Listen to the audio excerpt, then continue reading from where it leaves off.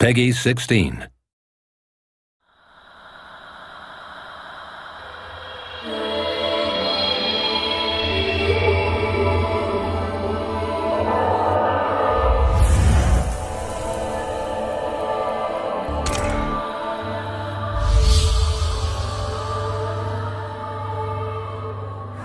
Every time we make a game at Ninja Theory, we try to think of the pillars of the game, the core of that experience. So on this particular project, Enslaved, we chose three main pillars, which were dramatic storytelling, cinematic action, and monkey and trip interaction.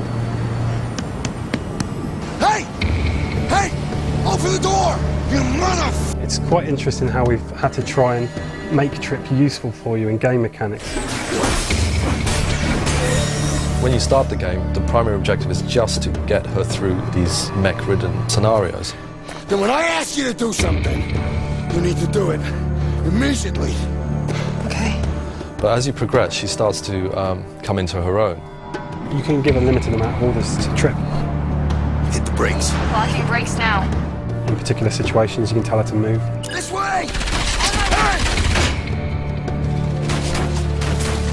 If there's mechs with gunfire, you might not have any way to kind of take them out.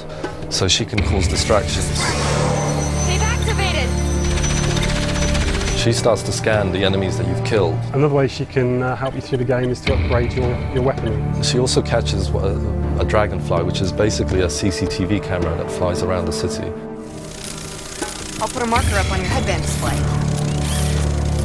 We're using her as the navigation method through the world to help you really find your way. And when we're looking at environment traversal, we really wanted to do something a little bit different to what's out there. So what we've done is create these windows of opportunity. So as you're swinging through the environment, if you hit it right, you get the right kind of combo, you can string these moves together. So you get a much more flowing experience. Monkey's main weapon is his telescopic staff. So the staff will extend and you'll be able to use it to attack at short range. But also, if he does a wide attack, it'll extend further and knock enemies back. Shoot them with a plasma blast or a stun blast. As well as that, another toy he's got in his arsenal is his cloud, and you can navigate areas that you weren't able to navigate without it. Trip is a very vulnerable character. She doesn't have any weapons. All she has is an EMP device which she can use to knock out mechs for a short amount of time and run away.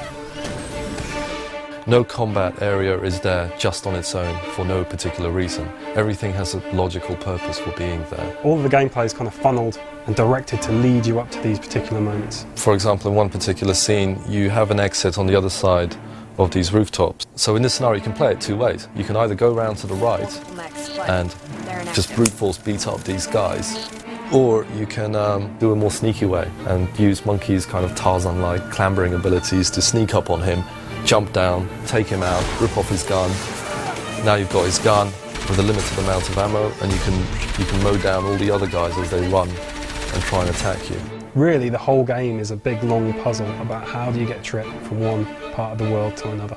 So you think before you fight, and I think that's quite compelling. Quite early settled on the idea of having robots as the enemies.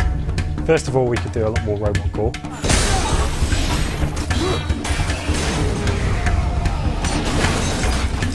We've also tried to make it a lot more tactical, so we've added things called takedowns. And these takedowns allow you to, let's say, rip off a gun mech's arm and then use that arm to shoot another mech, or turn one of the other mechs into a bomb. The game had to be challenging, it had to be hard. It becomes a totally different experience when you play on normal, and particularly when you play on hard. It really ramps up the challenge that you're going to face and how much you have to use tactics.